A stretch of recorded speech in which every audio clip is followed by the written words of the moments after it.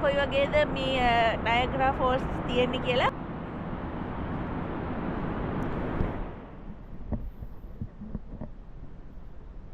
ඉතින් අද මගේ නයග්‍රා ෆෝල්ස් වල ඉන්න දෙවනි දවස දෙවනි රාත්‍රිය. ඉතින් අද උදේ ඉඳන් මම ජර්නි බිහයින්ඩ් ද ෆෝල්ස් ගියා. ඊළඟට zip line to the falls ගියා. ඉතින් ඊට පස්සේ මම මේ ස්කයි ලෝන් ටවර් එකට ගිහලා ඊට පස්සේ මම ලන්ච් අරගෙන ඉතින් මහන්සි. ඊට පස්සේ මම මේ මගේ මේ කැමරාස් වල ඔක්කොම බැටරි ඩ්‍රේන් වුණා. මොකද මේ වැඩියෙන්ම ඩ්‍රේන් වෙන්නේ මේ සීතලට. ඒක නිසා මට කොහොමත් අපව හොටෙල් එකට යන්න වුණා. ඉතින් ගිහලා පොඩක් රෙස්ට් කරලා මගේ බැටරිස් කොහොම charge කරගෙන මම ආපහු ආවා. මොකද මේ රෑට කොයි වගේද මේ නයග්‍රා ෆෝල්ස් තියෙන්නේ කියලා පින්තූර ටිකක් ගන්න. ඉතින් හරිම ලස්සනයි. ඉතින් සම්පූර්ණයෙන්ම මේ විදුලි ආලෝකය කරලා තියෙනවා නිකන් අනුරාධපුරේ පොසොන් කාලෙට වගේ. අවුරුද්ද දිගටම මේ ෆෝල්ස් වල පාට කරනවා ඒ විදුලි ආලෝකය දෙනවා.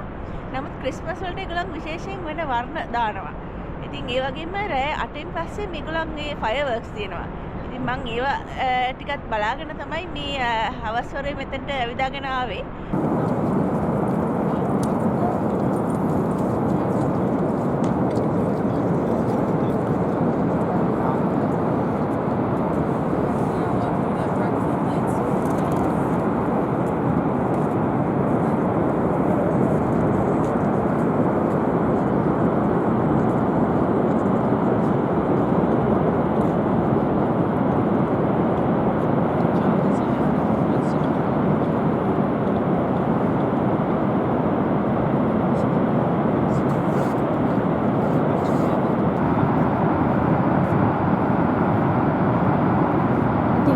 මෙන්න මේ විදිහට තමයි මේ ෆෝල්ස් මේගොල්ලන් මේ ආලෝකය දෙන්නේ ෆෝල්ස් වලට.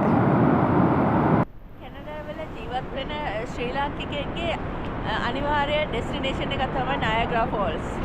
ඒ වගේම ඒගොල්ලන්ගේ දෙමාපියන් කැනඩාවලට විසිට් කරන්න ආවම අනිවාර්යයෙන්ම ඒගොල්ලන්ව එක්කන් එන තැනක් තමයි නයග්‍රා ෆෝල්ස්. මම මගේ තාත්තා නයග්‍රා ෆෝල්ස් එක්කන් ආව ගමන මට මේ වෙලාවේ මතක් වෙනවා.